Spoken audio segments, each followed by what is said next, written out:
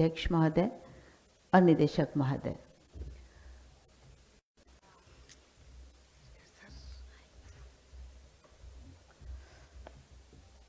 हमारा परम सौभाग्य है कि आज हम हिंदी संस्थान के 45वें स्थापना दिवस पर यहाँ यशपाल सभागार में एकत्रित हैं। आज ये आयोजन 2 सत्रों में विभक्त है। प्रथम सत्र संगोष्ठी सत्र है, जिसमें हम भारत के प्रथम राष्ट्रपति डॉक्टर राजेंद्र प्रसाद जी की भाषा एवं साहित्य दृष्टि पर विचार विमर्श करने हेतु हमारे साथ डॉक्टर श्री भगवान सिंह जी और श्री शिव दयाल जी उपस्थित हैं। उनका बहुत बहुत स्वागत और अभिनंदन है। इसके उपरांत एक सरस काव्य गोष्ठी का आयोजन है, जिसमें 11 कवियों की कविताओं के विभिन्न पक्षों पर हम रसास्वादन प्राप्त करेंगे। विभिन्न रसों की रसधार यहाँ बहेगी सभागार में।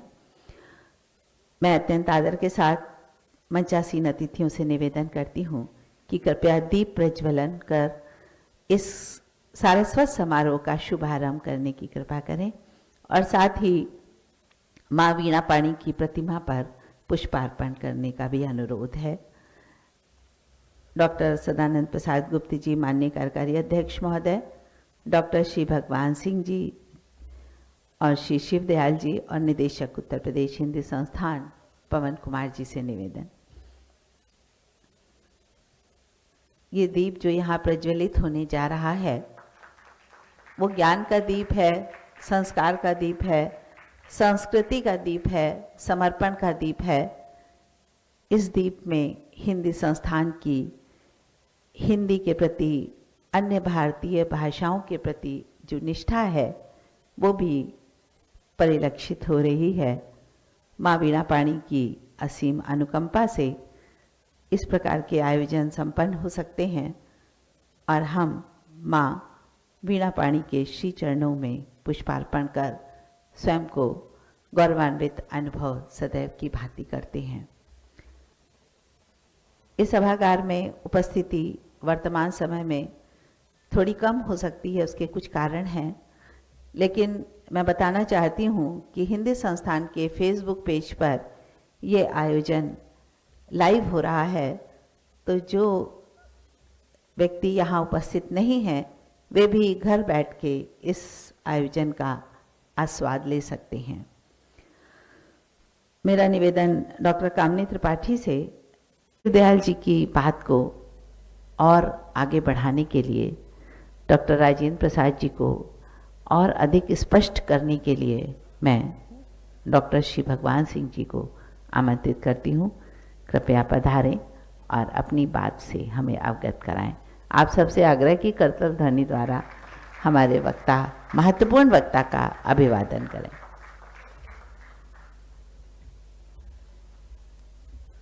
धन्यवाद डॉक्टर अमिता जी।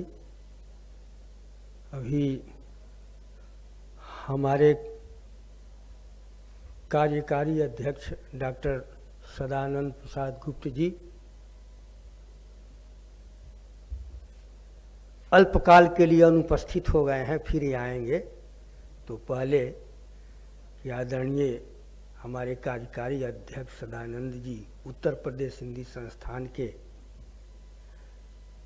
संपादक यहाँ की डॉक्टर अमिता दुबे जी, हमारे बंधुवर शिव दयाल जी बड़ी साहित्यकार हैं, हमारे संस्थान के निदेशक महोदय जा चुके हैं अपना कर्तव्य पूरा करके, और इस प्रसाल में बैठे हुए आप सभी महानुभाव, उत्तर प्रदेश हिंदी संस्थान और उसके कार्यकारी अध्यक्ष डॉक्टर सदानंद प्रसाद गुप्त जी को मैं तहे दिल से इस बात के लिए बधाई और साधुवाद देता हूं कि उन्होंने आज एक ऐसी शख्सियत पर परिचर्चा आयोजित की है जिसे लगभग भुला दिया गया है। आपने शिवदयाल जी का व्याख्यान सुना। राजेंद्र बाबू जितने ही महान और व्यापक व्यक्तित्व वाले थे, उसी अनुरूप उनका व्याख्यान भी था।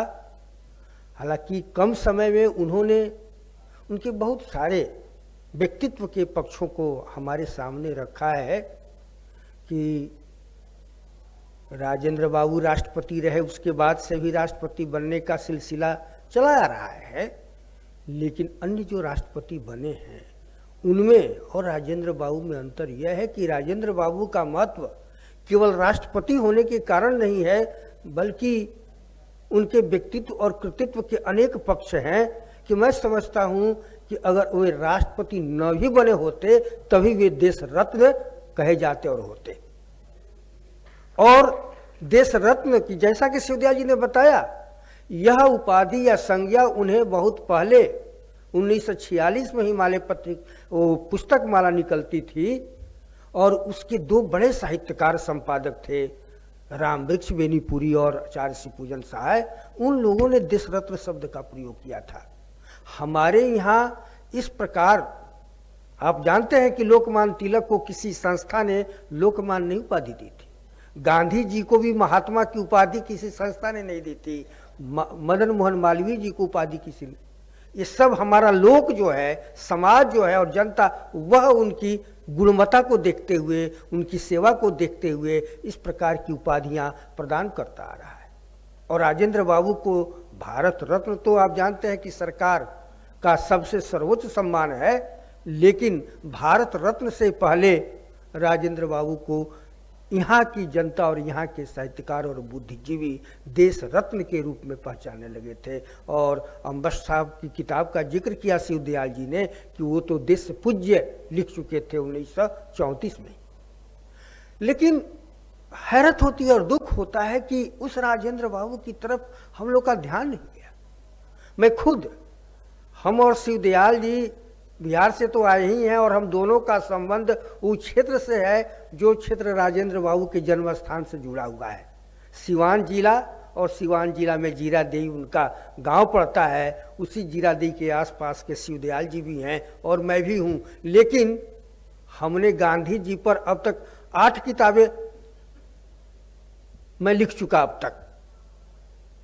गांधी और हिंदी राष्ट्रीय जागरण, 9वीं किताब तैयार है।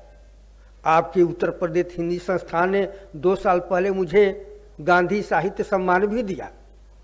लेकिन मुझे खुद ग्लानि होने लगी कि राजेंद्र बाबू पर मेरा ध्यान क्यों नहीं गया। जवाहरलाल नेहरू और हिंदी साहित्य पर जवाहरलाल नेहरू विश्वविद्यालय में मैंने पीएचडी की है। मेरे पीएचडी का विषय वही था। ये आज खुलेआम स्वीकार करता हूँ। इस प्रकार का प्रभाव मंडल बना हुआ था कि हमारे सुपरवाइजर नामोर जी ने कहा कि आप इस पर काम कीजिए। हमने कहा कि जवाहरलाल नेहरू का तो कोई योगदान है नहीं हिंदी में। कहा कि नहीं, वो नहीं करना है। उनके विचारों का प्रभाव हिंदी के साहित्यकारों पर क्या पड़ा है, ये काम करना है। और ये काम करके देखा कि सचमुच हिंदी के साहित्यकारों, बहुत बड़े बड़े साहित्यकार हुए हैं, लेकिन ऐसे भी साहित्यकार हुए हैं जिनकी भड़ैती करने में कोई मुकाबला नहीं कर सकता।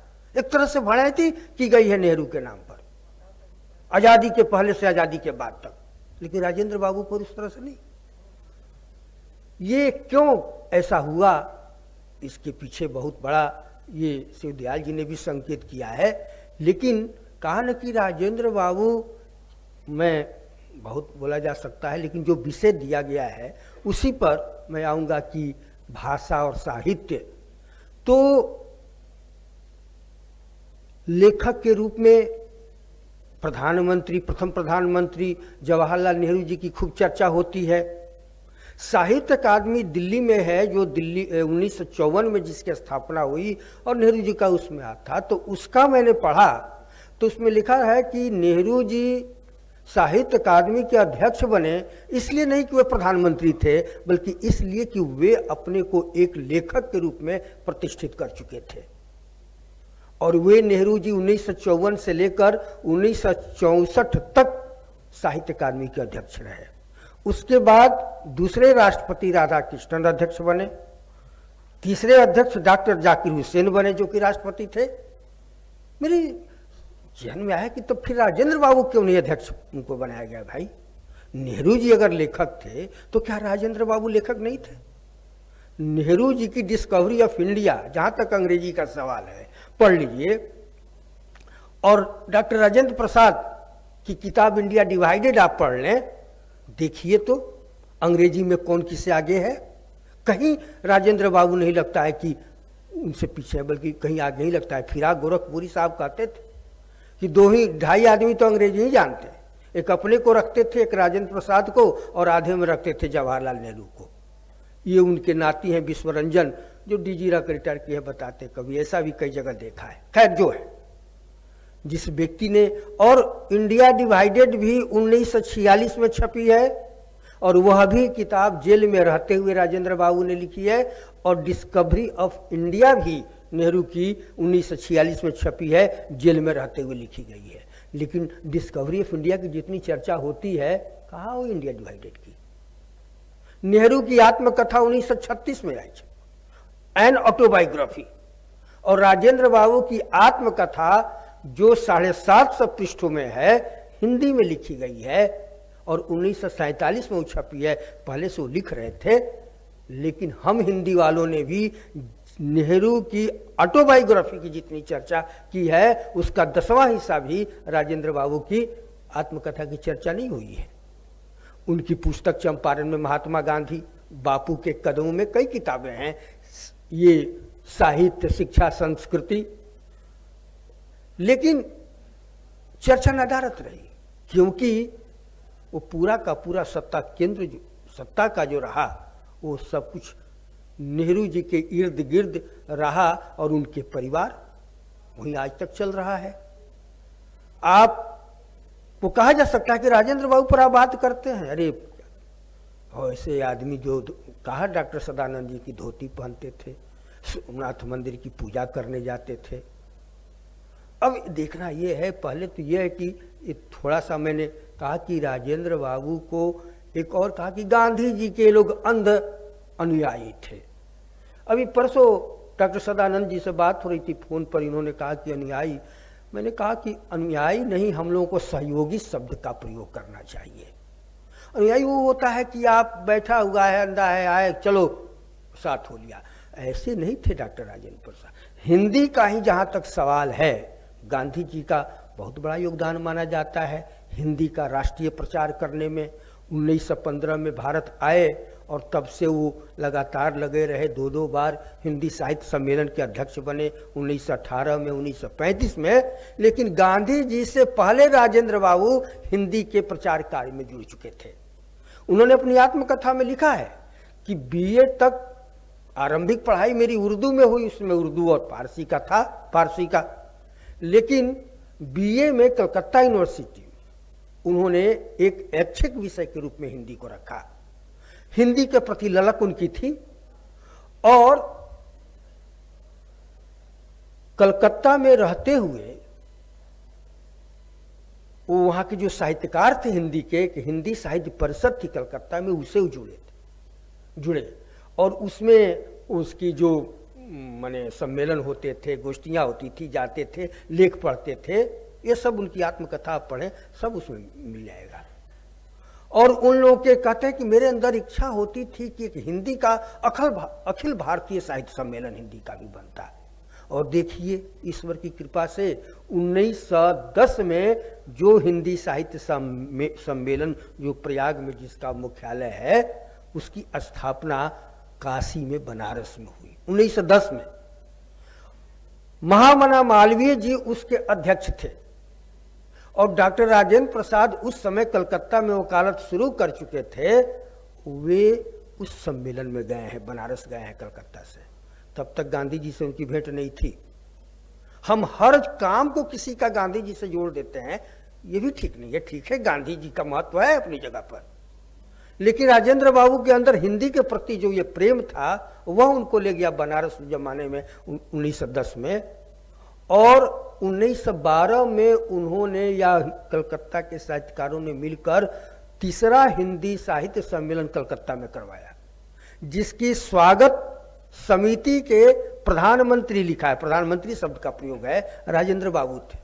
और लिखा है कि पहली बार किसी बड़े कार्यक्रम को संभालने का मुझे दायित्व मिला और ईश्वर की कृपा से बहुत कुशलतापूर्वक संपन्न हो गया। ये 1912। इसलिए कि जो एक नैरेटिव बन गया है, गांधी के अनुयायी सरदार पटेल हो तो महत्व, ये लोग तो गांधी जी के अनुयायी। अरे भाई, सबका अपना अपना एक चिंतन था, अपनी प्रतिबद्धता थी देश के प्रति, समाज के प्रति, भाषा और साहित्य के प्रति। और ठीक है, लगा कि गांधी जी आए और इस व्यक्ति से हमको सहयोग मिल सकता है और इसके साथ जो सोचते हम और काम, इस काम को आगे बढ़कर कर सकते हैं, इस हिसाब से लोग जुड़ते गए। इसलिए यह हिंदी का जो था राजेंद्र, वो तब से था और यही कारण था कि वो लगातार, जो शशि उदया जी ने बताया कि हिंदी के सम्मेलनों में 1918 में वो इंदौर गए हैं, चंपारण से ही गांधी जी भी गए हैं। उस साल गांधी जी ही हिंदी साहित्य सम्मेलन के अध्यक्ष थे इंदौर में, राजेंद्र बाबू ही गए हैं। 1923 में कोकोनाडा में हिंदी साहित्य सम्मेलन का विशेष अधिवेशन हुआ, जिसके सभापति राजेंद्र बाबू बने। और वह जो भाषण उन्होंने दिया है उसमें, वो है, उनकी किताब है साहित्य, शिक्षा और संस्कृति, उसमें संकलित निबंध है, प्रभात प्रकाशन ने प्रकाशित किया, पढ़े। माने अद्भुत, इतना विशद ज्ञान, एक तरह से पूरा विश्व साहित्य को मत दिया है राजनीतिक परिप्रेक्ष्य में। मैंने कहा कि शिवदयाल जी से भी कि लगता है कि नेहरू ने डिस्कवरी ऑफ इंडिया लिखी और राजेंद्र बाबू का यह लेख जो है, ये एक तरह से पॉलिटिकल डिस्कवरी ऑफ लिटरेचर है। पढ़िए, माने कैसे राजनीतिक उत्थान जो है, माने राज्य व्यवस्था, उसके साथ साहित्य का संबंध और लगाव है, वो पूरे विश्व स्तर पर, केवल भारत का नहीं, संस्कृत का, अंग्रेजी का, जर्मनी का, जहां जहां का साहित्य है, सबको रखा है। अब दीगर बात है कि हम हिंदी वाले भी नहीं पढ़े। खुद मैं कहता हूं ना कि मैं ही नहीं पढ़ पाया था। इधर धन्यवाद कोरोना को कि कोरोना ने घर बैठा दिया और कैसे कैसे राजेंद्र बाबू की 5-6 किताबें मैंने मंगवाई अमेजन से और पढ़ा और चर्चा होती रही। डॉक्टर सदानंद जी से भी, शिवदयाल जी से भी हम लोग चर्चा आपस में करते रहे। हुआ कि नहीं भाई, ये इस तरह से उपेक्षा हुई, इन पर काम होना चाहिए और आज ये काम हो रहा है। हम लोगों को तो मुझे अपार प्रसन्नता हो रही है, जो भी हैं। अब कहने वाले कहे कि तो ये शिवदयाल जी बोल चुके हैं 1936 में। फिर चले आइए, नागपुर में हिंदी साहित्य सम्मेलन हुआ और उसके भी सभापति राजेंद्र बाबू 1936 में बने। और फिर वो जो भाषण है, वहीं पर वो हिंदी उर्दू वो अलग मानकर नहीं चलते थे और नहीं कि अरबी फारसी के शब्दों को हिंदी में ठूस दिया जाए। वो धर्मनिरपेक्षता के नाम पर, सेकुलरिज्म के नाम पर भी नहीं चाहते थे। हाँ, भाषा का अपना जातीय स्वरूप की चिंता थी और इसलिए अरबी फारसी के वे शब्द जो आम फाम शब्द आ गए हैं रहने चाहिए। लेकिन दक्षिण भारत का जो सवाल था, कहते हैं वो भी कि वहाँ की भाषाओं में संस्कृत के शब्द अधिक हैं, इसलिए हिंदी में अगर अधिक अरबी फारसी के शब्दों को भरा जाएगा तो वहाँ पर हमें मुश्किल होगी हिंदी को मनवाने में, लोगों को समझाने। ये था और सही दृष्टिकोण था। इस तरह से 1936 में ही एक राष्ट्रभाषा प्रचार समिति की स्थापना हुई। दक्षिण भारत हिंदी प्रचार सभा की स्थापना तो 1918 में ही या उससे पहले हो चुकी थी, जो दक्षिण भारत में काम कर रही थी। लेकिन राजेंद्र बाबू अपनी आत्मकथा में लिखते हैं कि महाराष्ट्र, गुजरात, बंगाल, उत्कल, असम, इन प्रदेशों में हिंदी का प्रचार करने के लिए नहीं कोई संस्था थी, इसलिए हिंदी प्रचार सभा, राष्ट्रभाषा प्रचार सभा की स्थापना की गई। वही नागपुर हिंदी साहित्य सम्मेलन में राजेंद्र बाबू को उसका सभापति बनाया गया। उसमें राजश्री पुरुषोत्तम दास टंडन जी थे और सदस्य में डॉक्टर बाबूराम सक्सेना जैसे भाषाविद थे उसमें, और बाद में कई लोग उसमें जुड़े हैं जो काम किए हैं। और राजेंद्र बाबू 6 वर्षों तक, 36 से लेकर 42 तक उसके सभापति रहे हैं। लेकिन कहाँ चर्चा होती है? हमारे हिंदी में ही डॉक्टर रामविलास शर्मा हिंदी नवजागरण की बात चला गए। ठीक किया उन्होंने, भारतेंदु हरिश्चंद्र और महावीर प्रसाद द्विवेदी हिंदी नवजागरण, और उसमें गांधी जी का नाम लिया। लेकिन गांधी जी और भारतेंदु और महावीर प्रसाद द्विवेदी और या हमारे अन्य जो साहित्यकार थे उनकी भूमिका तो थी ही, जिन्हें हम गैर साहित्यिक मानते हैं उनकी भी बहुत बड़ी भूमिका रही इस हिंदी के राष्ट्रीय जागरण में। और वैसे लोगों में गांधी जी के साथ साथ राजर्षि पुरुषोत्तम दास टंडन जी, बहुत बड़ा योगदान है हिंदी का। डॉक्टर राजेंद्र प्रसाद, जो मैं सुना रहा हूं, बता रहा हूं, कितना काम किया है उन लोगों ने। अरे भैया अभी कैसे पिएंगे, बोलेंगे कि कॉफी पिएंगे।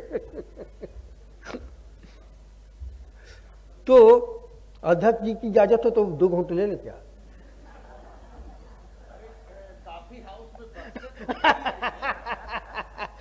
भाई अध्यक्ष से इजाजत लेकर ही करेंगे ना।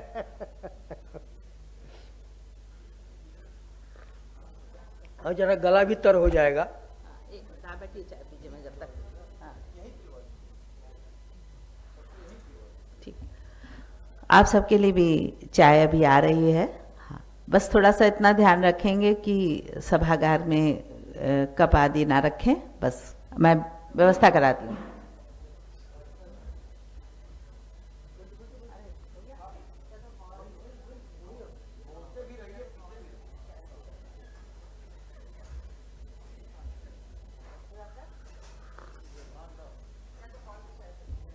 हो गया।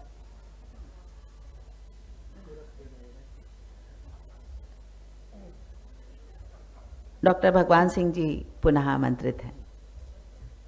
तो माफ कीजिएगा, अब देख लीजिए कि चाय का एक लोभ मैं संवरण नहीं कर सका, और हम लोग बार बार बात करते हैं लोभ संवरण की। खैर चलिए थोड़ा हंसी। तो राष्ट्र, मैंने कहा ना कि ऐसे लोगों का योगदान है, लेकिन हम हिंदी वालों का नहीं ध्यान गया है। एक तरह से ये कृतज्ञता नहीं है तो क्या है? राजेंद्र बाबू या आज पुरुषोत्तम दास टंडन जी पर ही कितनी चर्चा होती है। ऐसे लोगों को हमारे, माफ कीजिएगा, ये वामपंथी और जो ये अपने को सेकुलरवादी कहते हैं, इन लोगों ने कम्युनल तक बनाकर रख दिया, छवि बना दी। पुरुषोत्तम जी थे, यही यूपी में अभी कल ही पढ़ रहा था, श्री नारायण चतुर्वेदी जी हो गए, जो इसी उत्तर प्रदेश में उर्दू को दूसरी राजभाषा बनाने के विरोध में जिन्होंने इसी संस्थान का भारत भारती सम्मान नहीं लिया था। और इसलिए कि भाई क्यों उर्दू में हिंदी हो, भाई फारसी में हिंदी हो, विरोध करे तो आप हो गए कमी। तो ऐसे लोगों का जो हिंदी, इन लोगों पर कहाँ चर्चा, मैंने कहना कि ऐसे लोगों पर होनी चाहिए, इनका काम जो है सामने आना चाहिए। हम बिहार वाले भी, बिहार में भी नहीं हुआ है राजेंद्र बाबू पर, इन लोगों पर काम इस तरह से जो चाहिए था। तो इस प्रकार कई बातें हैं हिंदी भाषा जुड़ी हुई। अब थोड़ी चर्चा, माने ये तय है कि हिंदी को राष्ट्रभाषा और हिंदुस्तानी, ये भी जान लीजिए कि बात चली है, तो गांधी जी से ऐसा एक लगाव उन लोगों का बन गया था, राजेंद्र बाबू का भी, सरदार पटेल का भी। गांधी जी के कई निर्णय सरदार पटेल के खिलाफ हुए हैं, अन्याय हुआ है। यहाँ तक कि राजमोहन गांधी, गांधी जी के पोते ने जो किताब लिखी है सरदार पटेल पर, पढ़ लीजिए, लेकिन फिर भी सरदार पटेल गांधी जी की बात मान लेते थे। एक ऐसा संबंध जहां अपना स्वार्थ नहीं था। प्रधानमंत्री में भी गांधी जी ने डंडी मार दी, नेहरू के पलड़ा उठा दिया, सरदार पटेल का हक वहां, लेकिन सरदार पटेल ने नहीं। उसी तरह से सब जगह होता है।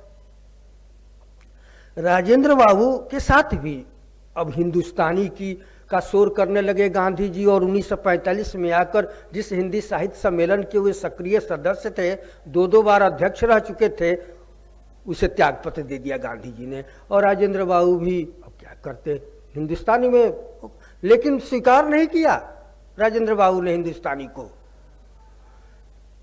उनकी आत्मकथा जो आप पढ़ें, और भी क्या हिंदी है, और उसके विषय में एक धारणा ये चला दी कि हिंदुस्तानी में लिखी गई है। और तो और मेरे गुरु डॉक्टर नामवर सिंह, यहाँ पर मैं अपने गुरु का भी मैंने असहमत, विरोध करने में संकोच नहीं करता। दूरदर्शन पर 3 दिसंबर को राजेंद्र बाबू पर कार्यक्रम आ रहा था, आज से कुछ वर्ष पहले की बात है। वो मैं देख रहा था सवेरे सवेरे, डॉक्टर नामवर सिंह उसमें आमंत्रित थे। हिंदी हिंदुस्तानी की बात चली, नामवर जी ने क्या कहा, राजेंद्र बाबू की देख लीजिए आत्मकथा जो है हिंदुस्तानी में लिखी गई है, और मैंने उनकी आत्मकथा खरीद कर रखी थी। ये सुनकर मैंने पढ़ी नहीं, क्योंकि लाख कहिए मुझे हिंदुस्तानी हिंदी ही मेरा उसी में प्राण बसता है, और वही श्रृंगार है, जो कुछ भी है हिंदी हिंदुस्तानी गले के नीचे नहीं उतरती। तो मैंने पढ़ा। अब पिछले साल जो पढ़ा, कहा कि क्या साहब ऐसे ऐसे विद्वान इस प्रकार की गलत बात बोल जाते हैं। अरे ठीक है, वो 5%, 10% तो हमारे भक्तकालीन कवियों में भी फारसी के शब्द आए हुए अरबी, लेकिन वो एक प्रचलित है, उस तरह से वहां भी है कुछ शब्द 10% से अधिक नहीं है, लेकिन वो जिसे कहते हैं हिंदी जो हमारी है, वह है राजेंद्र बाबू की हिंदी है। उनके निबंधों को पढ़ लीजिए, उनके भाषण को देख लीजिए, और प्रचार इस प्रकार का। तो राजेंद्र बाबू ने इस हिंदी, उनकी आत्मकथा एक बड़ी ही माने हिंदी साहित्य का एक उज्जवल ग्रंथ है, लेकिन हिंदी में नहीं उसकी बहुत चर्चा हुई है। डॉक्टर सदानंद जी भी बड़े आलोचक हैं, बहुत पढ़ते हैं, हमको बताएंगे तो मुझे मेरे ज्ञान में सुधार होगा कि क्या इस पर कोई खास चर्चा हुई है राजेंद्र बाबू की आत्मकथा पर। ये सोचिए, इस देश में लोकतंत्र में कितना अलोकतांत्रिक काम होता रहा है। तो राजेंद्र बाबू का हिंदी प्रति योगदान जो है वह बहुत महत्वपूर्ण है भाषा को लेकर। साहित्य में भी उनकी गहरी पैठ थी। अब मैंने कहा ना कि साहित्य में गहरी पैठ थी, इतना लेखक भले वो साहित्य अकादमी के अध्यक्ष न बनाया गया हो उनको, क्योंकि राष्ट्रपति बन सकते थे, राधा कृष्णन भी बने, लेकिन साहित्य की एक उनकी अपनी समझ थी।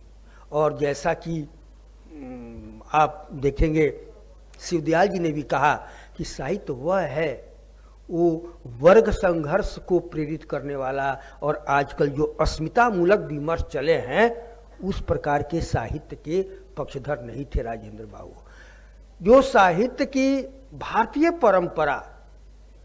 परंपरा जिसमें सभी शामिल हैं, जड़ चेतन गुण दोष में विश्व किन्न करतार, जो तुलसीदास का दोहा है, तुलसीदास जी का, जड़ चेतन गुण दोष में विश्व किन्न करतार, संत हंस गुण गाय पया परिहरि वारी विकार। ये राजेंद्र बाबू उसी तरह से साहित्य को देखते हैं। साहित्य हमारे चित्त जो अवगुण है उसको दूर करके और हमारे अंदर एक प्रकाश देता है, जिससे हम उच्च से उच्चतर की ओर जाते हैं। हमारी संवेदना व्यापक होती है।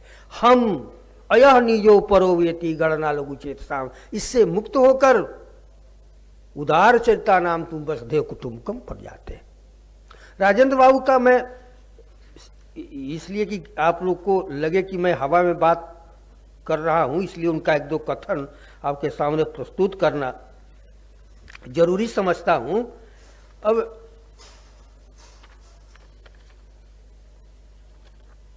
एक उनका संस्कृत साहित्य पर बोलते हुए उन्होंने जो कहा है बड़ा मुझे महत्वपूर्ण लगा, और इससे उनके आप साहित्य संबंधी विचार को समझ सकते हैं।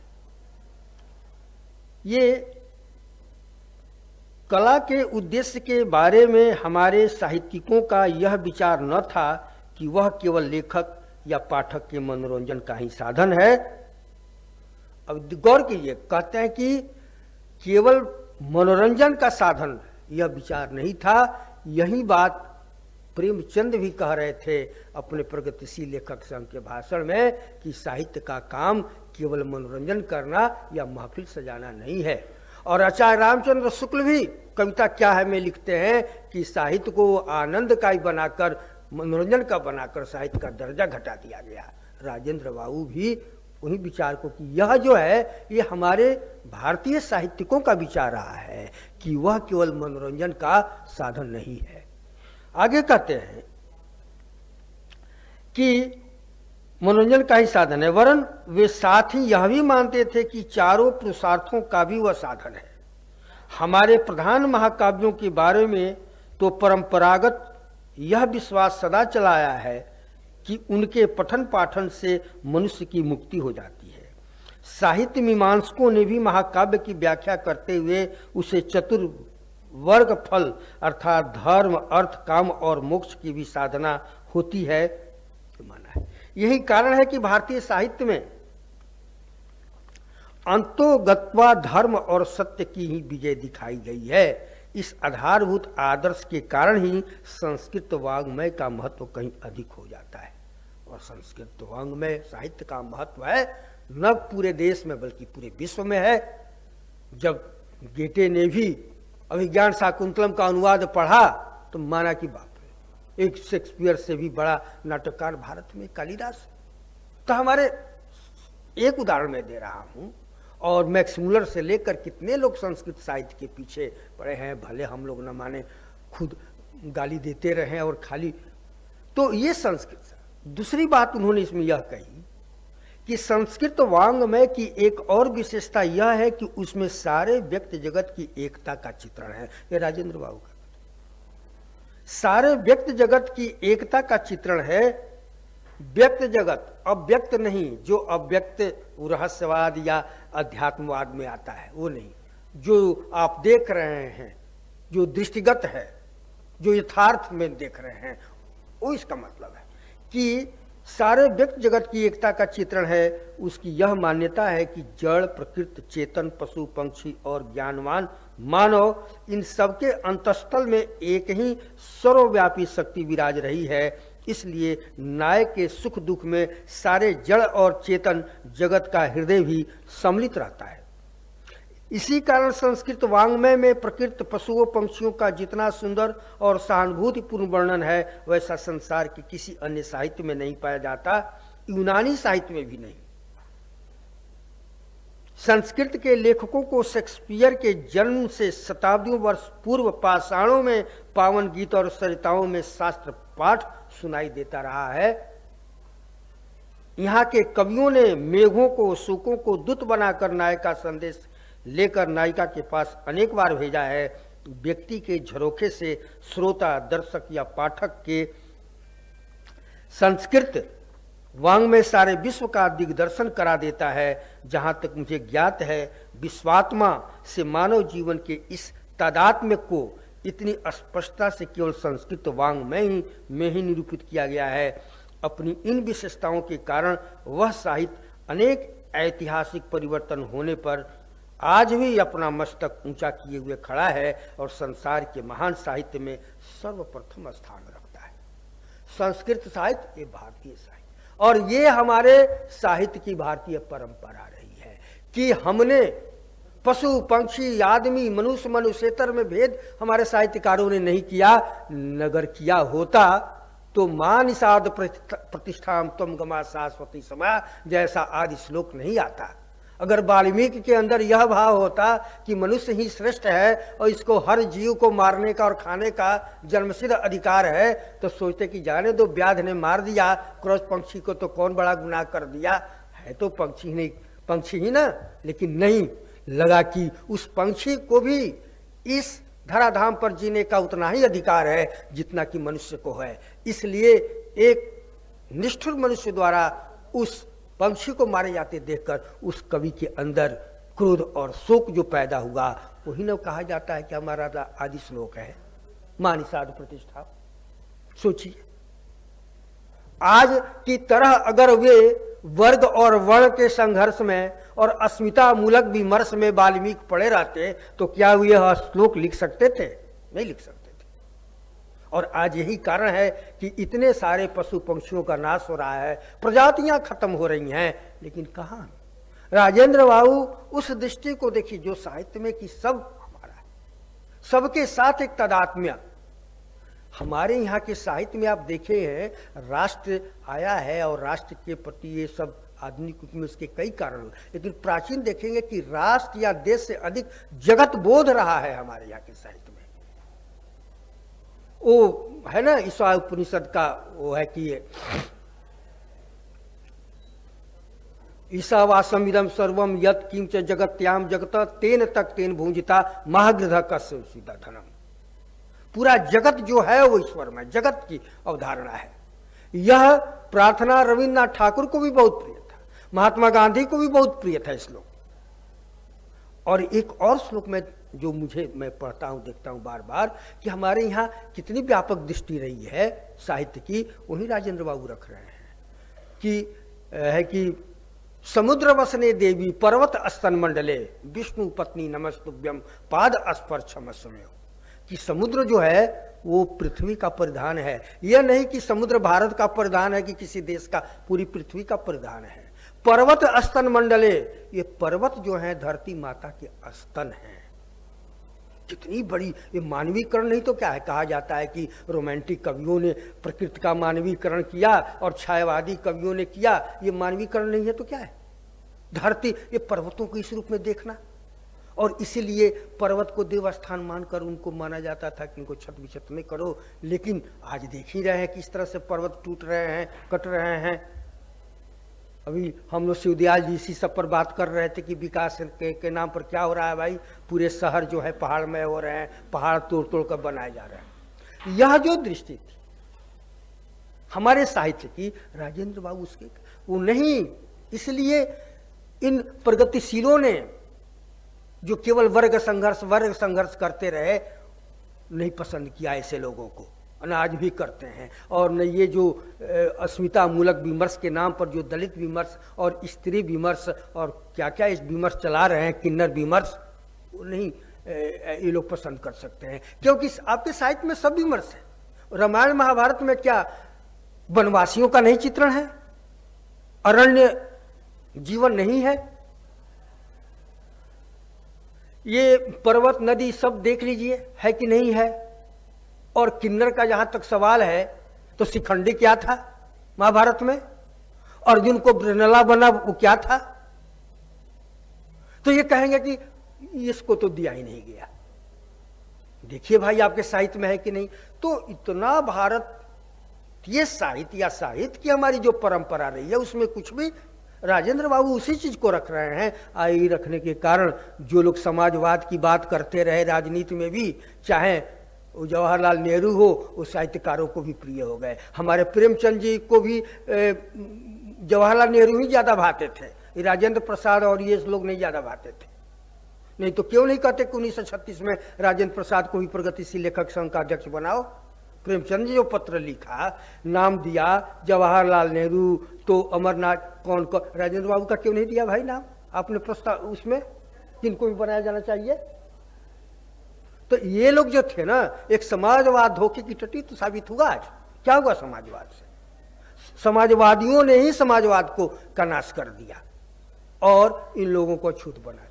तो यह दृष्टि में ज्यादा नहीं, केवल जो संकेत किया कि एक समग्रता में देखने की दृष्टि जो थी, वो जगत वाली बात कही ना, तो वो तो सुना दिया। और कालिदास के यहाँ भी देख लीजिए, जगत पितरो वंदे पार्वती परमेश्वर। रघुवंश में जगत के माता पिता पार्वती परमेश्वर की वंदना करते हैं। और तुलसीदास भी यह नहीं कहते हैं सिया राम मैं भारत जानी, सिया राम मैं सब जग जानी। देख लीजिए हमारे यहाँ ये रही है। और जगत मात पितु शंभु भवानी, तही के श्रृंगार न करूं बखानी, वो लिखते हैं जगत के माता पिता। तो ये जगत बोध जो था ना, वही बोध राजेंद्र बाबू में था। और इसलिए वो इन सारे साहित्य को वो वर्ग संघर्ष का हथियार बने कि क्या बने, इसके पक्ष में नहीं थे। और इस एक समन्वयात्मक और दृष्टि के कारण ही राजेंद्र बाबू की जो दृष्टि थी वही उनके राजनीतिक क्रियाकलाप में भी प्रतिफलित होती दिखाई देती है, प्रतिबिंबित होती दिखाई देती है। और इसके दो उदाहरण, शिवदयाल जी ने सोमनाथ मंदिर का जिक्र किया। सोमनाथ मंदिर सरदार पटेल शिलान्यास करा गए थे, लेकिन जब मंदिर बनकर तैयार हुआ उस समय सरदार पटेल जीवित नहीं थे। 1951 मई महीने में उसका उद्घाटन होना था। राजेंद्र बाबू को कन्हैयालाल वाणिक मुंशी उसमें बहुत सक्रिय थे, उन लोगों ने, राष्ट्रपति थे उस समय, आमंत्रित किया। प्रधानमंत्री जवाहरलाल नेहरू ने कड़ी आपत्ति की कि आपको राष्ट्रपति होकर नहीं जाना चाहिए, धर्मनिरपेक्ष राष्ट्र के।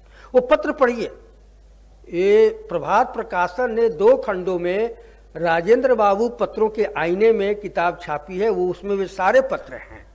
राजेंद्र बाबू ने 12 मार्च 1951 को जवाहरलाल नेहरू जी को पत्र लिखा और लिखा कि मैं सोमनाथ मंदिर का क्यों नहीं उद्घाटन करने जाऊं। क्या इसलिए कि कुछ लोगों को यह बात पसंद नहीं है, साफ साफ लिखा है, कुछ लोगों को यह विचार पसंद नहीं है कि जिस मंदिर को मुसलमान आक्रमणकारियों ने तोड़ा था उसका फिर उसका पुनर्निर्माण किया जा रहा है। और फिर आगे लिखते हैं कि अगर मैं जिस आदर भाव से ये दरगाह, मस्जिद, गुरुद्वारा, गिरजा में जाता हूं, उसी आदर भाव से सोमनाथ के मंदिर में मैं क्यों नहीं जा सकता। राजेंद्र बाबू जो कहा वही सही सर्वधर्म स्वभाव था जिसकी बात गांधी जी करते थे। गांधी जी के एकादश व्रत में जो 11 व्रत हैं उसमें एक है सर्वधर्म समानत्व, सभी धर्मों के प्रति समान भाव। ये नहीं कि आप अपने धर्म को छोड़ दीजिए। तो राजेंद्र बाबू तो सही कह रहे थे ना कि यही सर्वधर्म है कि हम सोमनाथ के मंदिर में भी जाएंगे, हम गुरुद्वारे में भी जाते हैं, हम चर्च में भी जाते हैं, हम मस्जिद में भी जाते हैं उसी आदर भाव से। यही सर्वधर्म, ये सर्वधर्म समभाव ये नहीं था नेहरू जी के अनुसार कि मस्जिद में जाओ और लेकिन मंदिर का तिरस्कार करो। यही तो राजेंद्र बाबू की यह दृष्टि, इस साहित्य से मैं कहता हूं कि जो साहित्य में डूबा होगा उसको ये दृष्टि प्राप्त होगी कि सबके प्रति समान भाव ये आया। और ये बात विभेद के कई कारण धीरे धीरे बढ़ते गए मनमुटाव के, क्योंकि अब नेहरू जी समझते थे कि हम ही रोल मॉडल है, अब जो हम बोलें वही सही है, बाकी ये सब लोग घास छील कर आए हैं। ये नहीं समझते कि यार पढ़ने लिखने में आपसे ज़्यादा ये लोग तेज थे। राजेंद्र बाबू के जैसा एकेडमिक करियर कहाँ नेहरू जी का है, वो ऑक्सफोर्ड में कैम्ब्रिज में पढ़ कर आए। और जिस समय राजेंद्र बाबू कलकत्ता यूनिवर्सिटी में पढ़े हैं प्रेसिडेंसी कॉलेज में, उस समय प्रेसिडेंसी कॉलेज का रुतबा जो था वह ऑक्सफोर्ड और कैम्ब्रिज से कम नहीं था, जहाँ जगदीश चंद्र बोस जैसे प्रोफेसर थे। और जब राजेंद्र बाबू ने आईए करने के बाद बीए में ये छोड़ दिया साइंस सब्जेक्ट, तो जगदीश चंद्र बोस बड़े दुखित हुए थे। अपनी आत्मकथा में लिखा है कि तुमने क्यों छोड़ दिया साइंस सब्जेक्ट। ऐसे थे आशुतोष मुखर्जी, जिसकी प्रतिभा को देखकर चकित रहकर और रह गया, कहे कि लॉ कॉलेज में उनकी नियुक्ति की थी अध्यापक के रूप में राजेंद्र बाबू की, लेकिन कैम्ब्रिज से पढ़ कर आए हैं हुए नेहरू जी को लगता था कि यही सब कुछ सही जानते हैं और बाकी लोग गलत जानते हैं। नहीं, उनके और दूसरा आया हिंदू कोड बिल के सवाल पर। 1948 संविधान सभा में नेहरू जी उसी समय हिंदू कोड बिल की चर्चा इन्होंने उठा दी। पत्र है वो भी, राजेंद्र बाबू ने लिखा कि भाई ये संविधान सभा देश के लिए संविधान बनाने के लिए इसका गठन किया गया है, न कि किसी समुदाय या संप्रदाय विशेष के लिए कानून बनाने के लिए इसका गठन किया गया है। इसलिए इस संविधान सभा को कोई नैतिक अधिकार नहीं है कि अभी वो हिंदू कोड बिल पर बात करे। रिजेक्ट कर दिया था, संविधान सभा के अध्यक्ष थे। लेकिन नेहरू जी को तो दूसरी चाल चलनी थी। मौलाना अबुल कलाम आजाद ये उनके सबसे बड़े सलाहकार आजादी के बाद थे। और फिर 1951 में, तब तक राजेंद्र बाबू राष्ट्रपति हो चुके, फिर हिंदी कोड बिल लाया। फिर राजेंद्र बाबू ने लिखा, बहुत में कई टिप्पणियां हैं, और उसमें यही कहा कि भाई अगर आप समझते हैं कि हिंदू कोड बिल हितकारी है, लाभकारी है सबके लिए, तो आप सबके लिए एक विधेयक क्यों नहीं लाते हैं जो सब पर लागू हो, हिंदू हो कि मुसलमान हो कि सिख हो कि ईसाई हो। क्यों आप केवल हिंदू रीति रिवाज में भी फेरबदल और सुधार करना चाहते हैं? अगर एक विवाह का नियम आप लागू करना चाहते हैं हिंदू, तो उसे आप मुस्लिम समुदाय पर भी लागू कीजिए। अगर तलाक हिंदू के लिए लागू करना चाहते हैं तो कैथोलिक समुदाय के लिए भी उसे लागू कीजिए। क्या गलत था भाई? लेकिन नेहरू जी को सवाल नहीं हुआ, फिर बिल लौटा, फिर तोड़ मरोड़ कर 1955 में पेश किया। और उस समय आचार्य जेबी कृपलानी ने इतना जोरदार भाषण दिया है और कहा कि यह बिल जो है सरासर सांप्रदायिक बिल है, यह सरकार सांप्रदायिक है क्योंकि केवल एक संप्रदाय उसके लिए बिल लाना चाहती है। तो यह दृष्टि क्यों आ रहा था? ऐसा नहीं था तो जिसके अंदर एक समग्रता का बोध होगा, क्योंकि वो तो भेद नहीं कर रहे थे कि हिंदू के लिए बनाओ, मुसलमान के, सबको एक मानकर चल रहे थे। तो साहित्य ये दृष्टि देता है, जो साहित्य का सच्चा पाठक होगा। और मुझे लगता है कि राजेंद्र बाबू साहित्य में जितना डूबे हुए थे और उससे जो उनको दृष्टि मिली थी, वो दृष्टि राजनीति में भी काम कर रही थी। इसलिए बहुत लोग तो उनको कहते थे कि वो राजनीति में रहते हुए भी, मैंने विदेह शब्द का भी प्रयोग करते हुए मैंने कई लोगों को सुना है राजेंद्र बाबू के लिए, कि विदेह थे राजा जनक की तरह, और सचमुच विदेह थे। और बहुत बातें इसमें हैं, और दुर्भाग्य की यही सब गांठें जो है ना, हमारे महान प्रधानमंत्री जवाहरलाल नेहरू के मन में बैठती गई।